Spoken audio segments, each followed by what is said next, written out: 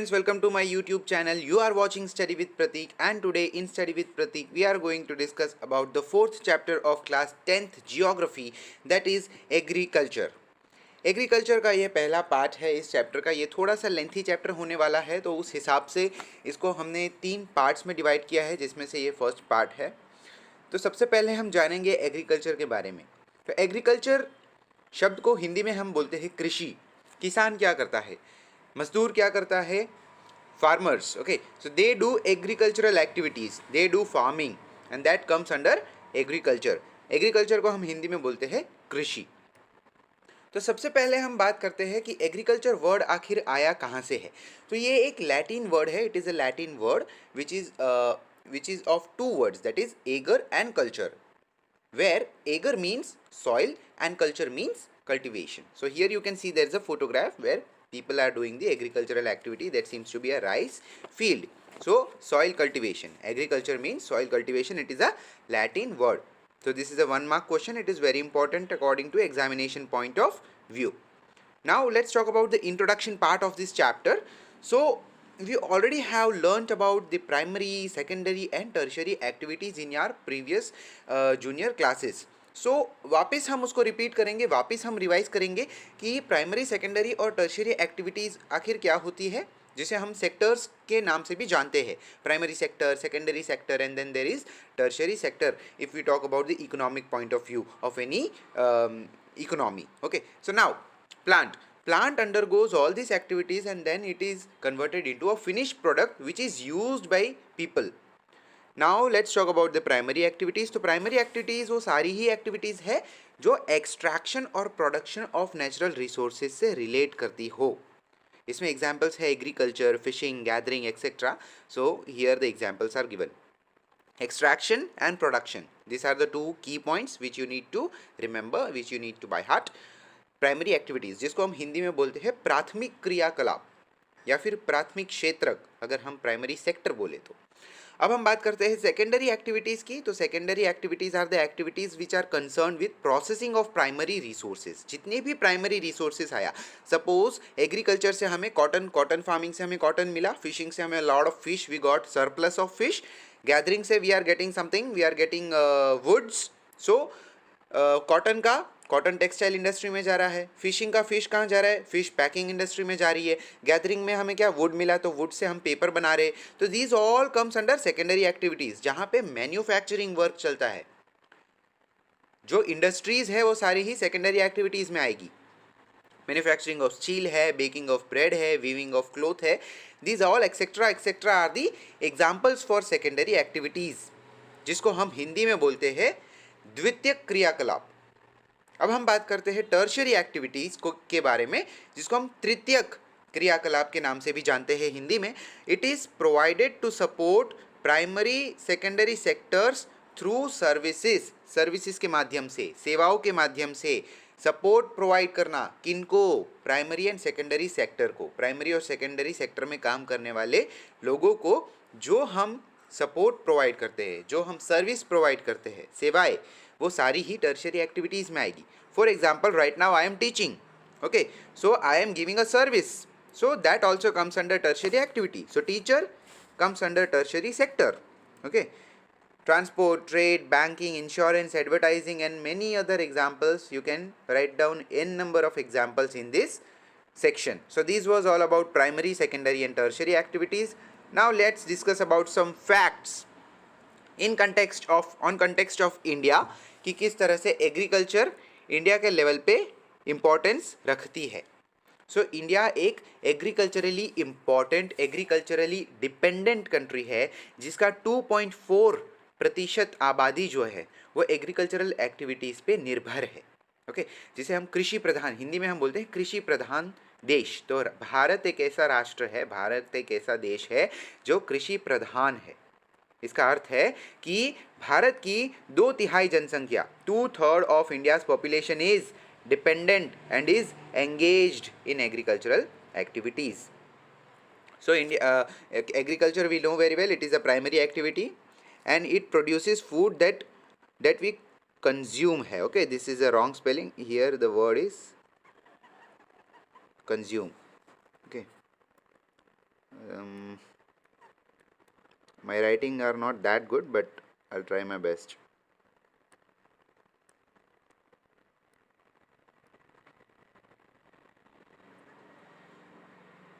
It is consume. So it produces food that we consume. What? Agriculture. Raw material for various industries, जितनी भी अलग अलग industries है उसके लिए रॉ मटेरियल प्रोवाइड करना. जैसे previously I took the example of cotton. So cotton is what we do, what we get from the agricultural activities. So after agriculture the raw material is cotton and it is provided to the textile industry. So they will make yarns, they will make the fabric from it. Cotton is a fiber and through which it becomes a fabric, which you have already learned in your previous classes. Growing crops, fruits, vegetables, flowers and rearing of livestock comes under agriculture. And the requirements for agriculture are, the three main requirements are there: favorable topography of soil, second is climate and third one is arable land. Topography of soil, soil कितनी बेहतर है, soil की quality क्या है, that we have already discussed in the previous chapter about the types of soil. Okay, so LUL soil ज़्यादा ही fertile होती है, ज़्यादा ही better होती है. एग्रीकल्चरल पर्पस के लिए ब्लैक सॉइल ज़्यादा बेहतर होती है. कॉटन के लिए वो सब हमने प्रीवियस टॉपिक्स में, प्रीवियस वीडियोस में देख लिया है. क्लाइमेट की बात करें तो climate also plays an important role in agricultural activity. Then is arable land. Arable means कितना आप इरीगेट कर पा रहे हो, जो लैंड है उसको कितनी आसानी से आप इरीगेट कर पा रहे हो, कितनी आसानी से आप उसको पानी पहुंचा पा रहे हो सारे क्रॉप्स को. Now let's discuss about some more types of cultivation. So here there are 4 other major types of cultivation rather than agriculture. So the first one is sericulture. So all these are culture. So culture we have already discussed. Culture is nothing but cultivation. Sericulture. Seri matlab silk. Okay. The silk production and rearing of silkworms is sericulture. Pisciculture is fish farming. मत्स्य पालन जिसे हिंदी में कहते हैं. Viticulture is wine growing, harvesting of grapes. Grapes का जो उत्पादन होता है it comes under viticulture. Then is horticulture जिसमें गार्डन कल्टीवेशन एंड मैनेजमेंट आ जाता है. So this was all about the other main types of cultivation. अब हम फार्म सिस्टम के बारे में बात करते हैं. किस तरह से, देखो, हर एक जितनी भी प्रोसेसेस होती है उन सभी प्रोसेसेस को एक सिस्टम के रूप में गठित कर दिया जाता है, डिवाइड कर दिया जाता है उसको. तो उस हिसाब से एग्रीकल्चर को भी डिवाइड कर दिया गया है यहाँ पे. इनपुट, ऑपरेशंस इन्वॉल्व और आउटपुट में. जैसे कंप्यूटर में होता है इनपुट, प्रोसेसिंग, आउटपुट, उसी तरह यहाँ पे फार्म सिस्टम में है. इनपुट्स कुछ डालेंगे, फिर कुछ ऑपरेशंस होंगे जो इन्वॉल्व होंगे उसके अंदर, एग्रीकल्चरल एक्टिविटीज़ के अंदर. फिर हमें एक फाइनल आउटपुट मिलेगा दैट कैन बी सोल्ड और that can be used for a commercial gain. So inputs, seeds, fertilizers, machinery, labor. So these are some inputs which we need to do, which we need to give. After these inputs, some operations are involved like plowing, sowing, irrigation, weeding, harvesting. Okay, कटाई हो गया, बुआई हो गया जिसे हम हिंदी में बोलते हैं ना. So these all, plowing हो गया, इरीगेट करना फिर लैंड को, फिर वीडिंग, जितना भी एक्स्ट्रा, जितना भी उसमें पेड़, जो जंगली पेड़ उग जाते हैं, छोटे छोटे प्लांट्स, उन सबको निकालना, फिर हार्वेस्ट करना क्रॉप्स को. So these are operations which are involve in between. Then we get a output. Okay, we get crops, we get wool, dairy, poultry products. So these are some outputs of farm system. Now we'll talk about a very important part of this chapter, that is types of farming. Okay, types of farming. So based on geographical conditions, भौगोलिक अवस्थाओं के आधार पर किस तरह से कृषि क्रियाओं को, किस तरह फार्मिंग को डिवाइड किया गया है, क्लासिफाई किया गया है, वर्गीकृत किया गया है, उसके बारे में हम देखेंगे. पहला है सबसिस्टेंस फार्मिंग और दूसरा है कमर्शियल फार्मिंग. तो दो सबसे इंपॉर्टेंट टाइप्स है, subsistence farming and commercial farming. उसके अंदर सब टाइप्स है और सबसिस्टेंस फार्मिंग में तो सब टाइप्स भी है. तो don't get confuse in this. This is very simple. With this flow chart, with this PowerPoint, you will be able to understand this very clearly. तो सबसे पहले हम बात करेंगे सबसिस्टेंस फार्मिंग के बारे में. तो सबसिस्टेंस फार्मिंग में there are again two types.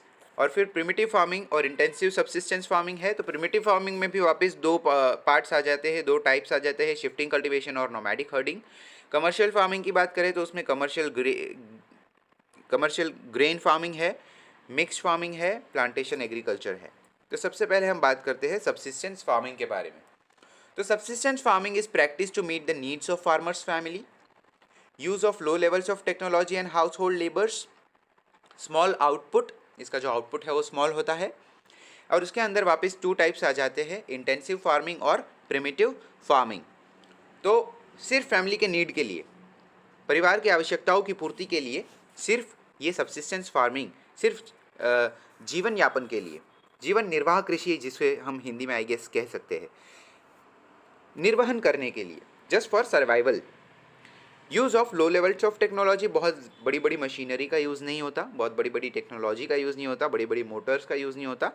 छोटी से सिर्फ हाउस होल्ड लेबर्स होते हैं, घर के ही जो लोग होते हैं वो सब्सिस्टेंस फार्मिंग करते हैं। इसमें 2 है, intensive farming and then there is primitive farming. तो सबसे पहले हम देखते हैं इंटेंसिव फार्मिंग के बारे में। इंटेंसिव शब्द से ही पता चल रहा है कि कुछ ज़्यादा ही प्रेशर डाल दिया जाता है ज़मीन में। ओके, फर्स्ट पॉइंट ही है, in areas of high population pressure on land. High population pressure on land, labour intensive farming होता है, ज़्यादा मशीनरी का यूज़ नहीं, लेबर इंटेंसिव, ज़्यादा से ज़्यादा लेबर्स का उपयोग किया जाएगा। Farmer is cultivating a small plot of land with simple tools and more labour. Farmer is cultivating small plot of land, छोटा सा ज़मीन का टुकड़ा होगा, सिंपल टूल्स होंगे और बहुत सारे मजदूर होंगे। मेन क्रॉप्स इसमें राइस, व्हीट, मेज, pulse, oil seed, it is given over here. In thickly populated areas of monsoon region, it is majorly done. Sunlight and fertile soil permits growing of more than one crop annually on the same soil. एक ही soil में, एक ही मिट्टी में एक साल के अंदर एक से ज़्यादा क्रॉप्स उगाई जाएगी, क्योंकि अच्छी खासी सनलाइट है, अच्छी खासी सॉइल फर्टिलिटी भी है। So these are some reasons of this intensive farming. Now, right of inheritance. Land holding size uneconomical.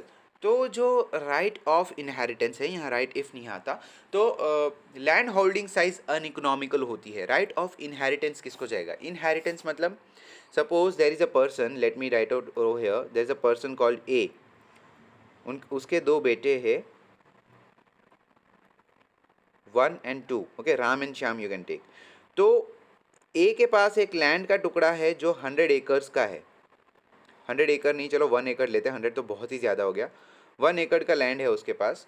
अभी वो डिवाइड कर देगा अपने बेटों के पास, तो कितना बचेगा? मुश्किल से बहुत ही कम बचेगा ना land. So that is the land holding will be very uneconomical you can say. फिर कोई कमर्शियल गेन नहीं हो पाएगा, फिर वो सरप्लस नहीं मिलेगा। That will be all about survival. तो इंडिया में ये स्थिति हो चुकी है, इंडिया में ये स्थिति it is prevailing right now. Farmers continue to take maximum output from limited land. छोटी सी भूमि के टुकड़े से ही बहुत ही ज़्यादा आउटपुट लेने के लिए, मतलब it is all about grid you know. तो जितना ज़्यादा पैसा मिलेगा उस हिसाब से ही फार्मर सोचेगा। लैंड छोटी, लैंड इज़ वेरी स्मॉल, उसमें फार्मर की भी कोई गलती नहीं है। लैंड का टुकड़ा छोटा है, अभी उसको चाहिए सरप्लस, उसे चाहिए प्रॉफिट अपने फैमिली को चलाने के लिए, तो he will continue to take maximum output from the land. So this is the thing. Enormous pressure on limited land, छोटे से भूमि के टुकड़े में बहुत सारा प्रेशर होता है, पहले ही हमने डिस्कस कर लिया। अब हम बात करते हैं प्रिमिटिव सब्सिस्टेंस फार्मिंग के बारे में। तो primitive subsistence farming it is still practised in India. Primitive tools are used, hoe, dao, digging sticks, बहुत ही पुराने टूल्स। यहाँ पे आप एक पिक है, यहाँ पे फोटो है, उसमें आप देख सकते हैं। फैमिली कम्युनिटी लेबर होता है। प्रिमिटिव सब्सिस्टेंस मतलब, प्रिमिटिव मतलब पहले जैसा, पास्ट की। तो पास्ट में ऐसी कोई मॉडर्न टेक्नोलॉजी या टेक्निक्स नहीं थी, मशीनरी नहीं थी, टेक्नोलॉजी इतनी विकसित नहीं थी। तो पहले लोग अपने हाथों से फैमिली लेबर, थोड़ा सा कम्युनिटी वर्क के साथ, कम्युनिटी लेबर के साथ अपना जितना भी एग्रीकल्चरल वर्क है उसको करते थे। तो this is happening here. Depends upon monsoon, natural fertility of soil and environmental conditions. Monsoon पर डिपेंडेंस ज़्यादा होती है फार्मर की, नेचुरल फर्टिलिटी, प्राकृतिक जो उत्पादकता है, प्राकृतिक जो जिसे हम फर्टिलिटी कहते हैं। And then there is environmental conditions. Environmental conditions जितनी ज़्यादा फेवरेबल होगी, जितनी ज़्यादा अच्छी होगी, उतना अच्छा आउटपुट मिलेगा फार्मर को। अब हम बात करते हैं प्रिमिटिव सब्सिस्टेंस फार्मिंग के सब टाइप के बारे में। तो दैट इज़ शिफ्टिंग कल्टिवेशन। तो शिफ्टिंग कल्टिवेशन सबसे पहले देखते हैं। It is practised in thickly forested areas of Amazon basin, tropical Africa, parts of Southeast Asia and Northeast India. So if you are asked with the areas and to highlight them in the map, so you can highlight them, these areas in the map, in the world map. Shifting cultivation कहाँ कहाँ होता है। तो यहाँ पे एक plot of land होता है जिसको क्लियर कर दिया जाता है, उसमें जितने भी ट्रीज होते हैं, जितने भी प्लांट्स होते हैं, उनको जला दिया जाता है, और जो ऐश होती है, फिर जो राख बचती है उसको मिक्स कर दिया जाता है सॉइल के साथ, जिससे थोड़ी सी जो फर्टिलिटी है वो बढ़ जाती है। इसमें मेज़, यैम, पोटैटो, कसावा जैसी क्रॉप्स को उगाया जाता है। और सॉइल फर्टिलिटी इसमें जब कम हो जाती है, जब सॉइल फर्टिलिटी लेस हो जाती है, तो लैंड को अबेंडन कर दिया जाता है, छोड़ दिया जाता है। So this is the reason of deforestation, you can say. These days it is not practiced that much, लेकिन पहले इसको बहुत प्रैक्टिस किया गया। स्लैश एंड बर्न एग्रीकल्चर भी इसको बोलते हैं। शिफ्टिंग कल्टीवेशन को हम स्लैश एंड बर्न एग्रीकल्चर को भी के नाम से भी जानते हैं, या फिर आप जूमिंग ले लो, milpa, roca, ladang. So these are some important names. इसमें से I will highlight some names like jhuming है, मिल्पा है, रोका है, लदांग है, Pamlou, Dipa. So these are some important names. बाकी के जितने भी है, बेवार, दहिया, पोदू, पामा दाबी, कोमान कह दो, ब्रिंगा, कुमारी, वाहे, Waltre, Khil, Kuruwa. So these are all names in context of Indian states. बाकी ये जूमिंग, मिल्पा जितने भी नेम है वो पूरे वर्ल्ड के लेवल में यूज़ किया जाता है। So there are only few names which you need to remember, which you need to by heart. बाकी का you can just read it out. तो slash and burn agriculture. So here are some photographs of slash and burn agriculture, जिसको हम shifting cultivation भी बोलते हैं। किस तरह से आप देख सकते हो, लैंड को जला दिया जाता है, ऐश को मिक्स कर दी जाएगी सॉइल में, थोड़ी सी फर्टिलिटी बढ़ेगी और फिर फर्टिलिटी कम भी हो जाती है। नोमैडिक हर्डिंग जो दूसरा सब टाइप है प्रिमिटिव सब्सिस्टेंस फार्मिंग का, जिसमें ये जो नोमैडिक हर्डिंग है, इसमें कोई क्रॉप से रिलेटेड वर्क नहीं होता। इसमें रियर किया जाता है, इसमें रियरिंग किया जाता है एनिमल्स को, डोमेस्टिक एनिमल्स को डोमेस्टिसाइज किया जाता है, यू कैन से एनिमल्स को। In semi arid regions this is done. Herdsmen move from place to place with their animals for fodder and water along with defined routes due to climatic constraints and terrain. Okay, तो defined routes में ये लोग herdsmen चलेंगे। अपने ship को, camel या goats ऐसे animals ये लोग पालते हैं जो हमें उनको मिल्क देते हैं, मीट देते हैं, वूल, hides and other products to herders, and these are all for commercial gains, and then they will sell it, they will earn. So this is called nomadic herding. Here you can see the photographs of how the people are rearing the animals, how the cattle are there, you know, sheep, the ox, cow. Now let's talk about the second major type of farming, that is commercial farming. So commercial farming शब्द से ही पता चल रहा है, commercial मतलब कि व्यापारिक उद्देश्य से, फॉर कमर्शियल गेन। मोटिव क्या है? मोटिव ही ये है कि प्रॉफिट मिले। तो यहाँ पे आप देख सकते हो use of higher doses of modern inputs, for example HYV seeds. So HYV seeds you have already learned in your class 8 science. It is high yielding variety. So high yielding variety seeds होते हैं। Chemical fertilizers का उपयोग किया जाता है, insecticides, pesticides, so these all are used in commercial farming. Productivity ज़्यादा होती है। Crops grown, animals reared for sale. Okay, यहाँ पे कैपिटलाइज किया गया है sale, it is all for sale, nothing for family.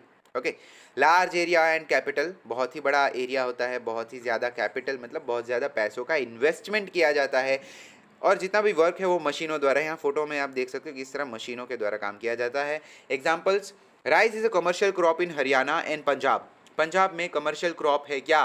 Rice. But a subsistent crop in Orissa.